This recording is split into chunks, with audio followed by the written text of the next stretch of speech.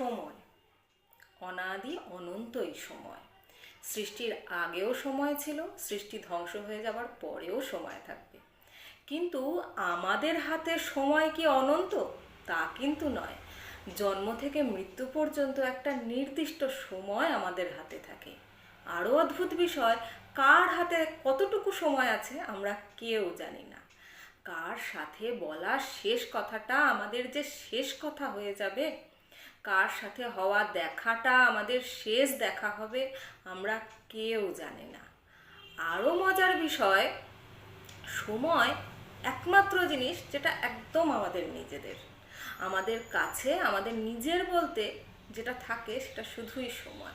সেটা আমরা কিভাবে খরচ করব সেটাও আমাদেরই ব্যাপার।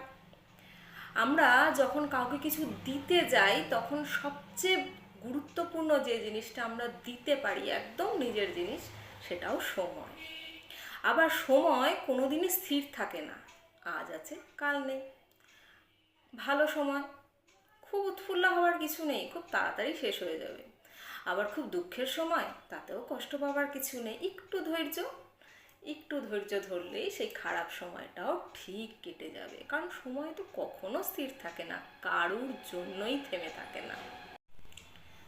তাহলে আমাদের কাছের মানুষগুলো যারা আমাদের সময়ের জন্য অপেক্ষা করে বসে থাকে, তাদেরকে একটু সময় দিন। ভালোবাসার মানুষগুলোকে দামি জিনিস নয়, অল্প একটু সময় দিন। সারাদিনের শেষে অবসর পেলে তবে সময় নয়, নিজের ব্যস্ত জীবন থেকে সময় বের করে সময় দিন। আবার আমরা যখন কাউকে কোনো কিছু উপহার দিই, নিজের জন্য কিছুটা রেখেই তো দিই। ধরুন আমার কাছে যতটুকু খাবার আছে, আমি যদি আমার প্রিয় কোনো মানুষকে দিতে চাই, কিছুটা নিজের জন্যই রাখবো, তারপরে দেব। টাকা পয়সাও তেমনই, আমরা যখন দান করি, আমরা যখন উপহার দিই, কিছুটা নিজের জন্য রেখে তারপরেই দিই। ঠিক সেরকমই আপনার মূল্যবান সময়ও কিছুটা নিজের জন্য রাখুন, একদম একান্ত নিজের জন্য। কিছুটা সময় নিজের জন্য রেখে তবেই অন্যকে দিন।